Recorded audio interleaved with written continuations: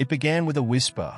Late at night, when the house was submerged in an ocean of silence, Evelyn first heard it. A faint, distant murmur, like voices trying to claw their way through layers of thick darkness. At first, she dismissed it as her mind playing tricks. After all, isolation could do that. She'd been living alone for months, cut off from the world. The only company she had was the cold, empty rooms and the eerie stillness that filled the air. But soon, the whispers grew louder. They came at odd hours, just as she was about to drift into sleep, in the moment she thought she was truly alone. Always faint, never clear enough to understand, but persistent. A chorus of overlapping voices, tangled and warped, like something long dead trying to communicate from a place they no longer belonged. They weren't just in her ears, either. They filled the surrounding space, creeping in from the walls, seeping through the floors, as if the house itself had begun to breathe, to murmur, to warn. Evelyn tried to reason with herself. Perhaps it was the wind, maybe a faulty pipe deep within the old house's veins. But the wind didn't laugh, didn't snarl, didn't call her name in a tone dripping with malice. Then, the scratching began. Tiny at first, like nails dragging across wood, but the sound grew bolder. It came from below, beneath the floorboards in her bedroom. Each night, as she lay in bed with her heart pounding in her chest, the scraping would return, and with it, the voices, their tone more insistent, more sinister. One night, the scratches were so loud they jolted her awake. Her eyes shot open, and for a moment, she was frozen. The surrounding darkness was suffocating, thick like smoke, and in it, she felt something moving. Something that didn't belong. She couldn't see it, but she knew. It was watching. The next day, she decided to investigate. Armed with a flashlight, Evelyn knelt by the floorboards, her hands trembling. She pried them loose, revealing a black, gaping void beneath the house. A hollow space that shouldn't exist. The air that seeped out was frigid and rancid, smelling of decay and something far worse, something ancient. She pointed the beam of the flashlight down into the void, but the light seemed to be swallowed by the darkness. It was too deep, too endless. And then she heard them again, the voices, clearer now, rising up from the void like a chorus of the damned. "Join us," they whispered. Their tones were soft, almost pleading, but there was a malevolence lurking beneath their words, a promise of agony. Evelyn recoiled, her breath catching in her throat. She scrambled back, heart racing, but as she turned to flee, she saw them. At the edges of the light, just beyond the reach of the beam, pale, twisted hands were emerging from the void.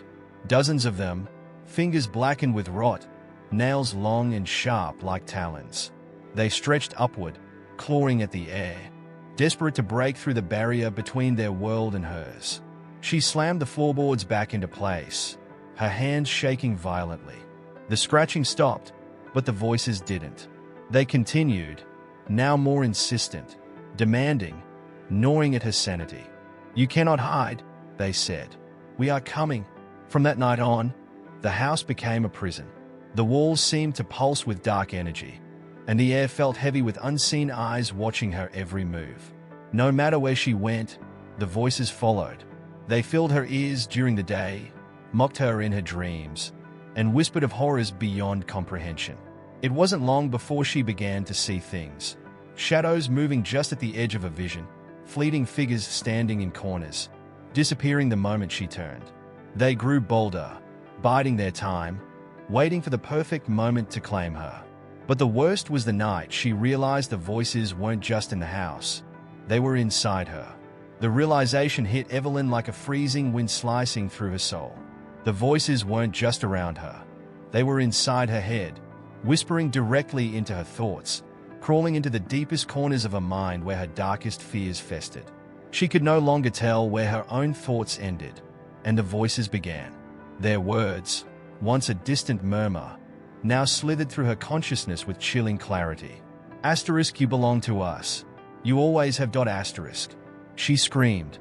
She begged for it to stop, but they couldn't. The voices began to chant in unison, filling her mind with grotesque images.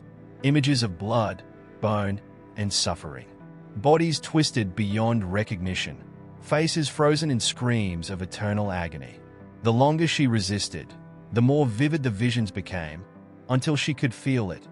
The blood, thick and warm, coating her skin. The taste of metal on her tongue. She gagged, but there was no escaping the sensation. Days passed, or maybe it was weeks. Time had become a blur of paranoia and terror. She stopped sleeping. How could she, when the darkness brought the visions closer? Her reflection in the mirror became a stranger. Eyes hollow, skin pale and stretched thin over bones that felt like they were decaying beneath her. The hands from the void, the pale twisted ones, were everywhere now. They appeared on her walls, pressed against the glass of her windows, dragging their nails across her floors as they beckoned her into the abyss. One evening, Evelyn found herself in front of the basement door. She didn't remember walking there, yet her hand was already gripping the cold, rusted doorknob. The voices were louder now, clearer than ever before. They guided her, urging her to descend into the darkness below. Asterisk come, Evelyn. Find us. Complete what you've begun. Asterisk. She opened the door. The air that rushed out was foul, thick with the scent of something far older than death. The basement stairs stretched down into a pit of blackness, deeper than she remembered. As she stood at the threshold, the surrounding walls seemed to close in, warping and twisting like they were alive, pulsating with the same malevolent energy that had consumed her mind. Step by step, she descended, her body moving on its own as if pulled by invisible strings. Her heartbeat echoed in her ears, a frantic rhythm that only seemed to make the voices stronger. As she reached the bottom, she saw it, a figure waiting for her in the dark, shrouded in shadows, but its eyes burned with a sickening light, a gleaming red that pierced the void. You've come, the figure rasped, its voice 1,000 echoes layered on top of each other, a symphony of horror. You are the key. Evelyn tried to speak, but no words came out. Her throat felt raw, as if something had been torn from her. Her legs trembled as the figure stepped forward, revealing more of its grotesque form. Its flesh hung loosely from its bones, decayed and sagging, with patches of grey skin sloughing off like wet paper. Its fingers, long, skeletal, and tipped with claws, reached out toward her, and she felt the cold touch of death in its grasp. Look, it hissed, pointing toward the far wall of the basement. Her eyes followed, and what she saw made her stomach lurch. The walls were moving, but not in the way she'd imagined. They were alive. No, more than that. They were covered in faces. Thousands of human faces, twisted in expressions of pure agony. Their mouths were open in silent screams, eyes wide and unblinking, staring into nothingness as they writhed in torment. Some faces she recognized, neighbors, friends, even her own reflection warped among them.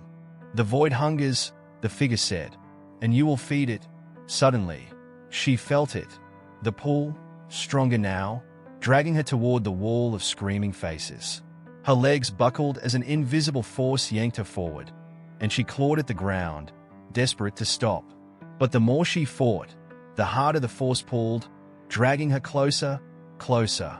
The voices roared in her mind now, no longer whispers but deafening shrieks. Asterisk give in, Evelyn. There's no escape. No light. Only the void. Asterisk. As her hands scraped against the cold floor, nails breaking and blood smearing across the cement, she saw it, a gaping hole in the center of the room. It wasn't there before, but now, it loomed before her like the mouth of an unholy abyss. A pit of infinite blackness that pulsed with hunger. The ground beneath her gave way. She screamed, but it was swallowed by the void as she plunged into the darkness below, her body twisting and falling. And in that endless descent, she realized that the voices were no longer outside her. They were her. The void had claimed her. The fall seemed eternal. As Evelyn plummeted through the endless void, she could feel the darkness wrapping itself around her like a suffocating shroud. The whispers, now part of her very being, slithered through her mind, twisting her memories, unraveling her sense of self. She could no longer distinguish her thoughts from theirs. The voices were in control. Asterisk, you are ours now. Forever. Asterisk. The weight of those words crushed her remaining hope. The visions of horror, the faces writhing in agony, the twisted hands clawing their way out of the darkness. They were all part of her now. There was no escape, no salvation. The void had consumed her. Suddenly, her body jolted to a stop. She wasn't falling anymore, though the surrounding blackness was still infinite. Slowly, the suffocating dark peeled away like thick, oily smoke, revealing the place where she had landed. Evelyn found herself standing in a grotesque landscape, a barren wasteland of cracked earth, the ground littered with bones, flesh, and the remnants of unspeakable suffering. The sky above was a swirling mass of red and black, thick with ash and smoke.